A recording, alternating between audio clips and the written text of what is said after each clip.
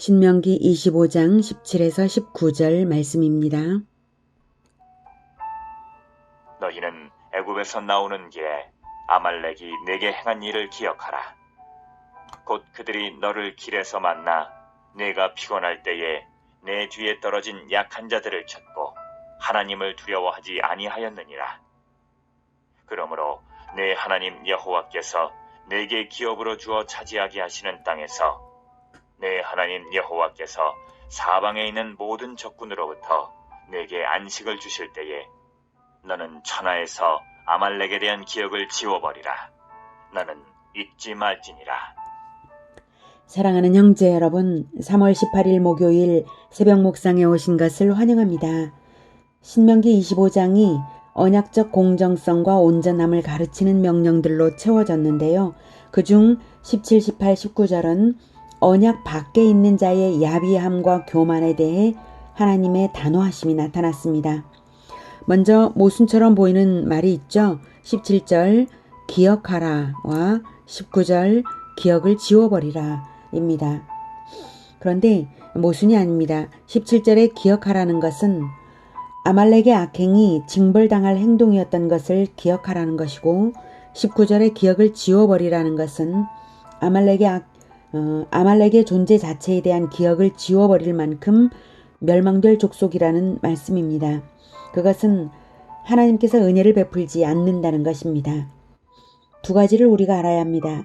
먼저는 아말렉이 언약을 버려서 언약 밖에 나간 자들이므로 은혜를 입을 근거가 없다는 것과 둘째는 그들 자신의 적극적인 악행 때문에 하나님의 진노를 초래했다는 사실입니다.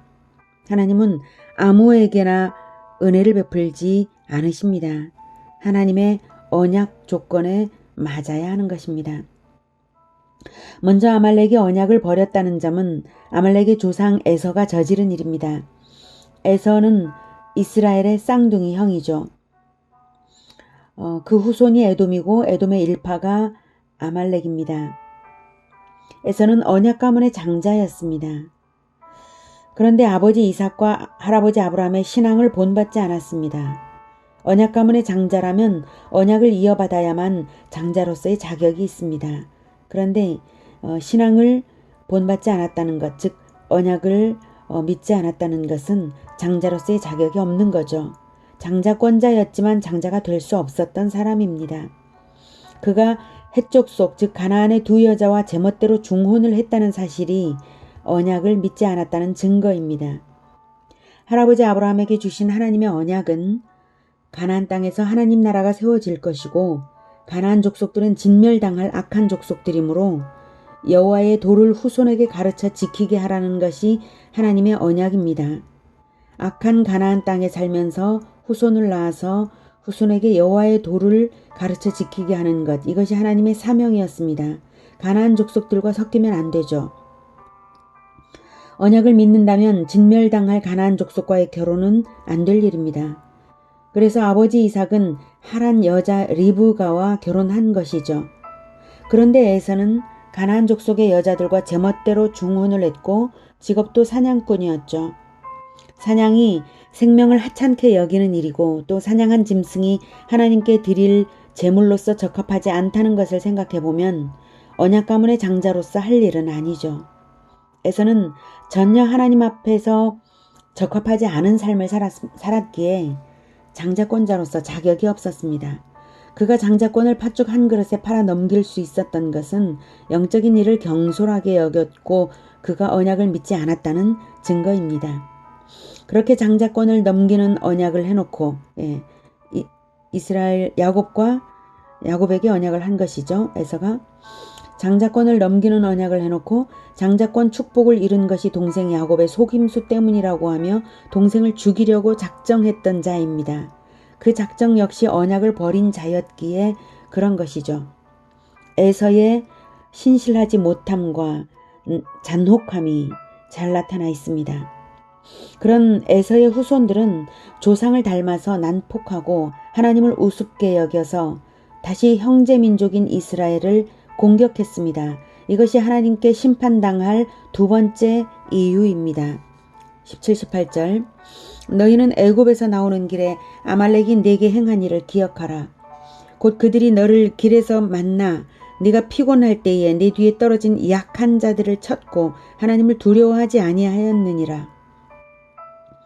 이 사건은 출애굽 직후에 있었던 르비딤 전투 사건인데요. 그 당시 이스라엘은 하나님의 보호를 받는 백성으로 세상에 소문이 나 있었습니다.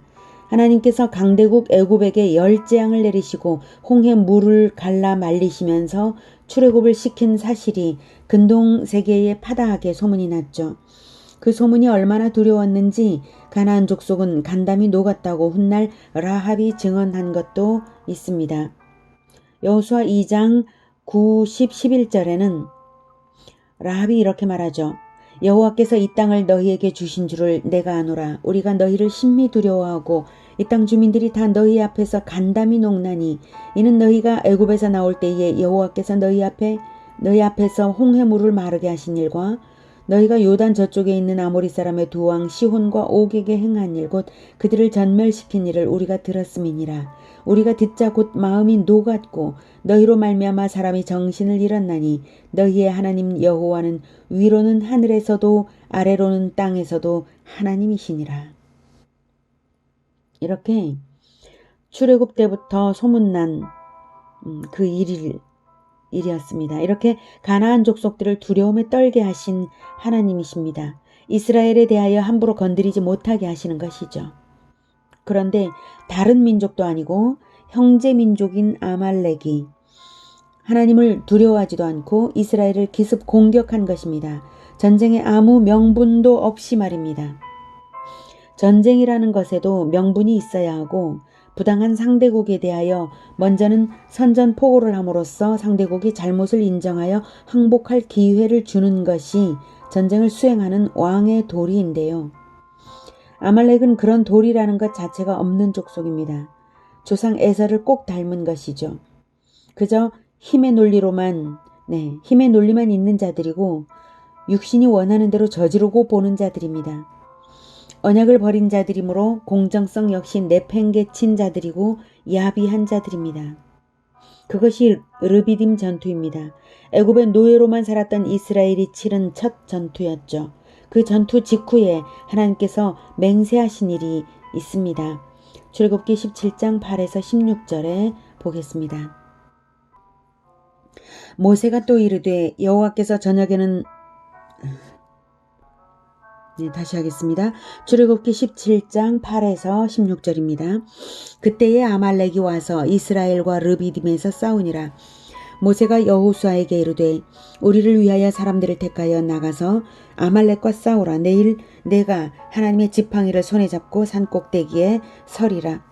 여호수아가 모세의 말대로 행하여 아말렉과 싸우고 모세와 아론과 훌은 산꼭대기에 올라가서 모세가 손을 들면 이스라엘이 이기고 손을 내리면 아말렉이 이기더니 모세의 팔이 피곤하매 그들이 돌을 가져다가 모세의 아래에 놓아 그가 그 위에 앉게 하고 아론과 훌이 한 사람은 이쪽에서 한 사람은 저쪽에서 모세의 손을 붙들어 올렸더니 그 손이 해가 지도록 내려오지 아니한지라. 여호수아가 칼날로 아말렉과 그 백성을 쳐서 무찌르니라. 여호와께서 모세에게 이르시되 이것을 책에 기록하여 기념하게 하고 여호수아의 귀에 외워 들리라.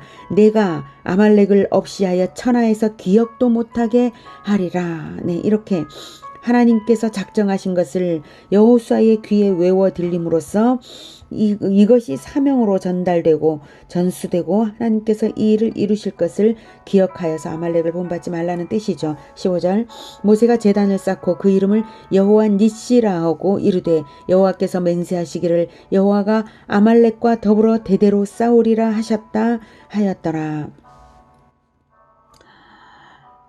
14절에 이것을 책에 기록하여 기념하게 하고 여호수아의 귀에 외워 들리라. 내가 아말렉을 없이하여 천하에서 기억도 못하게 하리라. 그리고 16절에 여호와께서 맹세하시기를 여호와가 아말렉과 더불어 대대로 싸우리라 하였습니다. 이것은 아말렉과 같은 자가 되지 말라는 강력한 가르침입니다. 그 가르침을 대대로 이어가야 할 이유를 기억하도록 모세는 제단을 쌓고 그 이름을 여호와 니시라고 했습니다. 여호와 니시, 여호와는 나의 깃발이라는 뜻이거든요. 여호와께 쌓은 제단을 여호와 니시라고 했습니다. 즉 하나님과 언약 관계를 깃발처럼 세워서 언약적 공정성과 온전함으로 살아가라. 그 언약을 잊어버리고 야비하게 형제를 치는 자는 하나님께 용서를 받지 못한다는 가르침입니다. 아말렉과 더불어 대대로 싸우리라는 아말렉처럼 하는 자는 하나님의 원수가 된다는 뜻입니다.